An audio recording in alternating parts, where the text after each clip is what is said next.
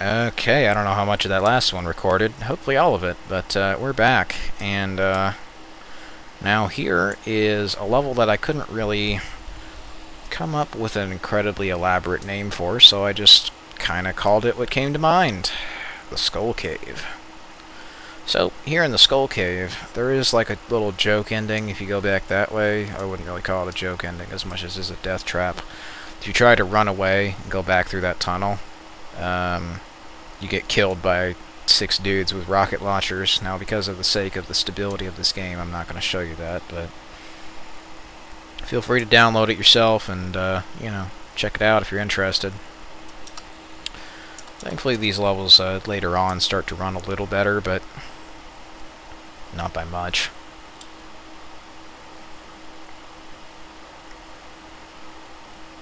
So, we run this away.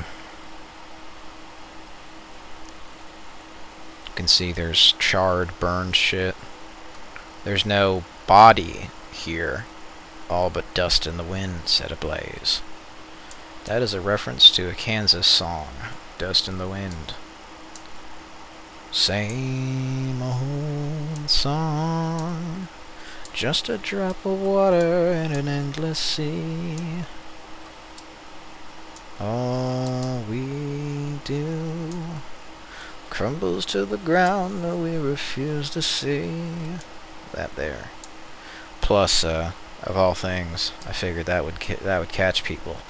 No body? No body here. But anyway. And this was the drainage ditch that was supposed to sort of look like, although it had more proper vines and other stuff in there, and grass and other cool shit. But you can see now that your objective is breaking on the bottom, and as you go along, the objective deteriorates even further. Stairs were supposed to lead to salvation. I must rebuild them. So your objective is to build the pyramid stairs. So to do that, you have to go in here and complete a series of weird puzzles where you look at shit and cryptic poetry is said to you. You ever wonder why these answers were written in blood? And there was one lady who really didn't get this. And I figured an ultraviolet light would have been, helpful enough. But, that and a flashlight, too. You have an infinite flashlight. So you head over here. You listen to Marcus read, "What the fuck?" And then go over here. Open the tent. And a couple of people were like, well, why does the tent have a door? Well, you'd be surprised. Some military tents actually do have doors. Some more, elaborately made ones, mind you, but, I've seen doors on tents before.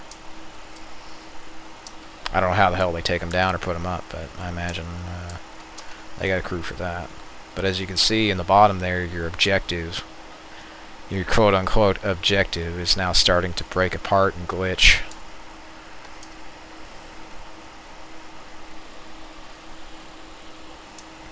You probably got the impression that you were playing as a soldier this whole time. But, I think that starts to become a little obvious that you're not quite. Now, for those who weren't paying attention to your surroundings, as you were supposed to throughout a game called Rogue Planet, where the whole point of the game is a man losing his mind and the end of the world, as you could see around you, you were a construction worker, not a soldier. And everything was falling apart around you. I don't know about you, but that sounds like a construction worker's worst nightmare. Everything breaking and falling apart. All the shit you can't build. But this is also the payoff for the poetry on the website as well. Powers of paranoia be fed, every single innocent soul be dead. In-game, the poems from the website have come to life, and if you go back this way, you start to see that the meaning behind the poem was foreshadowing the bad ending of this game from the perspective of Three of Spades. And not just Three of Spades, but PC Veteran and 720p Gamer, who were minor characters on the ARGs and the YouTube channel. Now, it's not me as in myself, but me as in me in universe, if that makes sense. Me playing a character as myself, and self-inserting a little bit.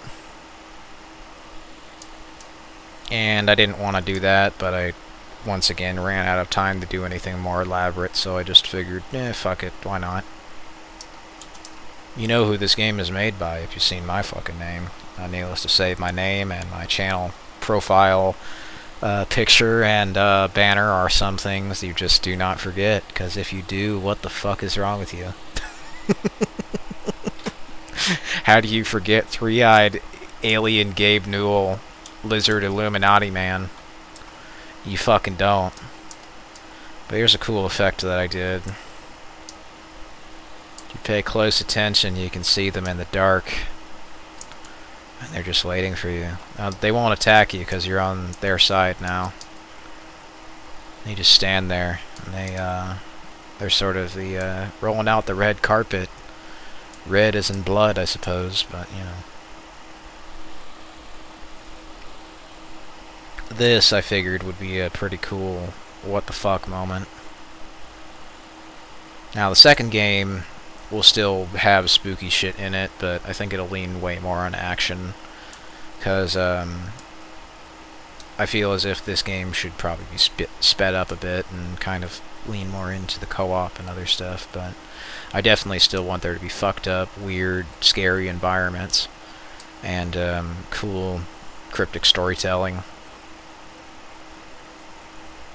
But we'll kind of see how that goes as that develops.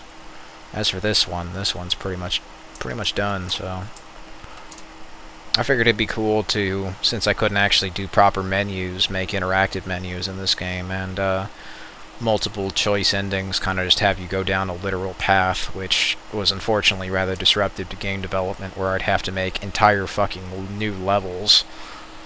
But thankfully it did pad out the level list and stall the game a bit.